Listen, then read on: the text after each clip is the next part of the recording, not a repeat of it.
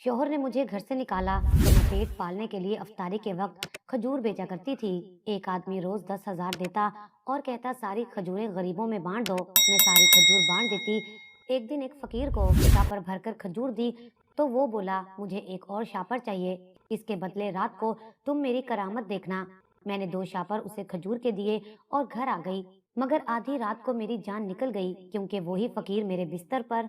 मेरा नाम कोसर है। ये तब की बात है जब मेरे पास पैसे की कोई कमी नहीं थी। मेरा ताल्लुक एक अमीर घराने से था। मैं अपनी सहेली के घर जाने की जिद कर रही थी, मगर अम्मी मुझे इजाजत नहीं दे रही थी क्योंकि मेरे भाई इस मामले में बहुत सख्त थे।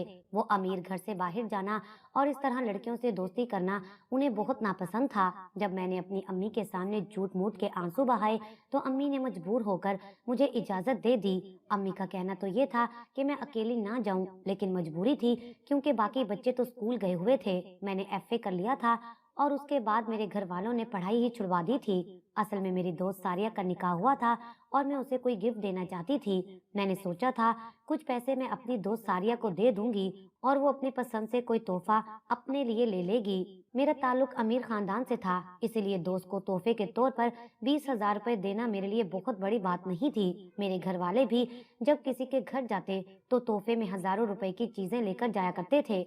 उसके अलावा मेरी सालगिरह पर भी मेरी दोस्त सारिया ने 15,000 रुपए के सोने का ज्वेलरी का सेट दिया था। चूंकि हम दोनों का ताल्लुक अमीर घराने से था, इसलिए हम दोनों एक दूसरे को यूं ही महंगे महंगे तोहफे दिया करती थी। मैं चाहती तो उसे अब भी कोई तोहफा दे देती, मगर मसला ये था कि उसके लिए मुझे मार्केट जाना पड़ता और इसमें अच्छी खासी देर भी हो जानी थी। मैं देर नहीं करना चाहती थी।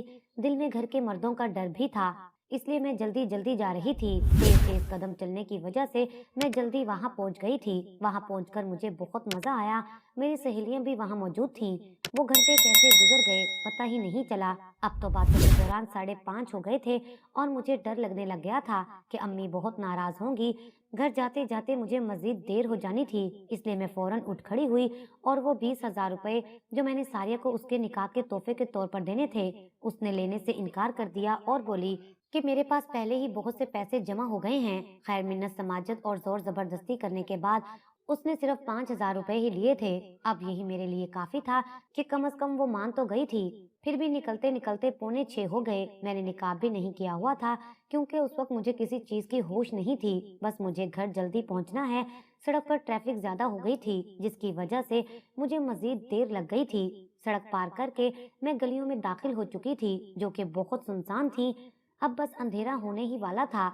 मैंने कलाई में बंधी हुई घड़ी पर वक्त देखा तो मजीद घबराहट हुई क्योंकि घड़ी पर 6 से ऊपर का वक्त हो चुका था। डर के मारे मेरी बुरी हालत थी। अभी मैं थोड़ा दूर ही आई थी कि अचानक एक फकीर मेरे सामने आ गया जो मुझसे पैसे मांगने लगा। मैं रुक नहीं सकती थी, इसलिए उसकी बात को नजरअंदाज करके आगे बढ़ गई, लेकिन उसने मेरा रास्ता रोक लिया और मेरे सामने खड़े होकर मिन्नत समाजत करने लगा। वो काफी कुछ बोल रहा था और मुझे वाकई लग रहा था कि वो मेरा पीछा तब तक नहीं छोड़ेगा जब तक मैं उसे पैसे नहीं दे देती। खैर मैंने अपना पर्स खोला, लेकिन उसमें से 5-5 हजार के 3 नोट थे।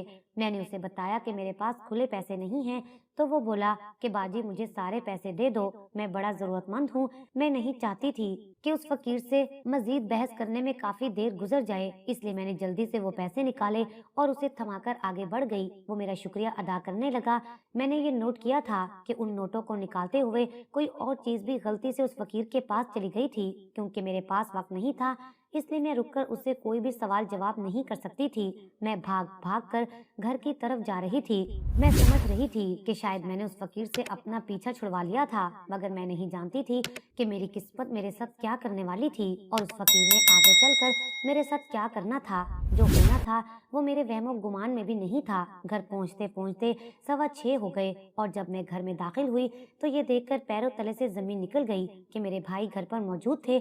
सलीम और जावेद भाई घर आ चुके थे और गुस्से भरी निगाहों से मुझे घूर रहे थे।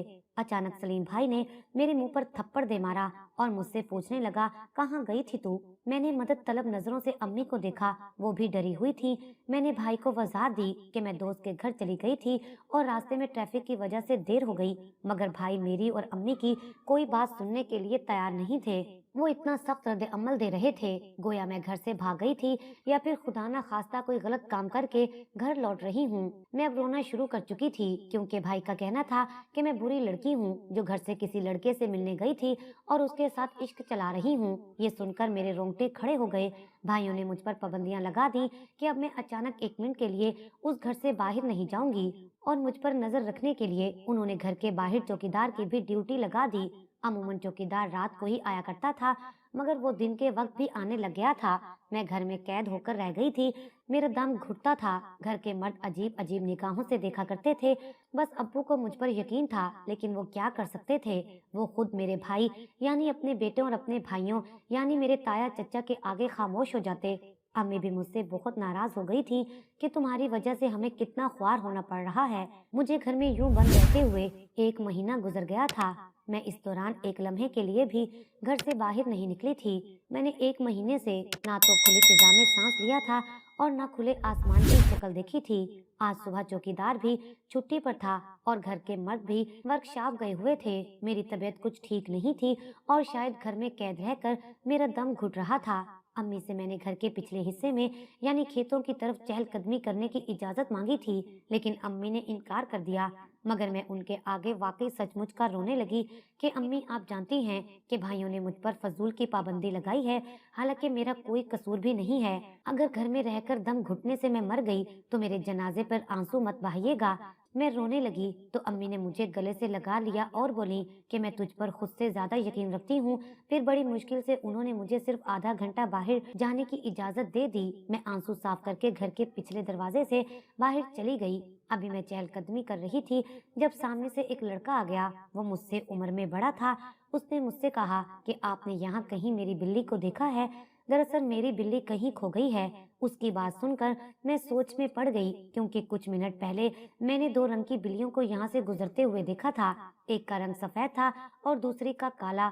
चूंकि मुझे नहीं पता था कि लड़का किस रंग की बिल्ली के बारे में मुझसे पूछ रहा था, इसलिए मैंने तस्दीक के लिए उससे बिल्ली का रंग पूछा तो उसने सफेद बता दिया। सफेद रंग की बिल्ली को मैंने करीबी पोल्ट्री फार्म वाली साइड पर जाते हुए देखा था, सो मैंने उस जानिब इशारा करके उसे बता दिया, जिसे सुनकर वो लड़का मेरा शुक्रिया अदा करते हुए वहां से चला गया और मैं दोबारा चहलकदमी करने लगी।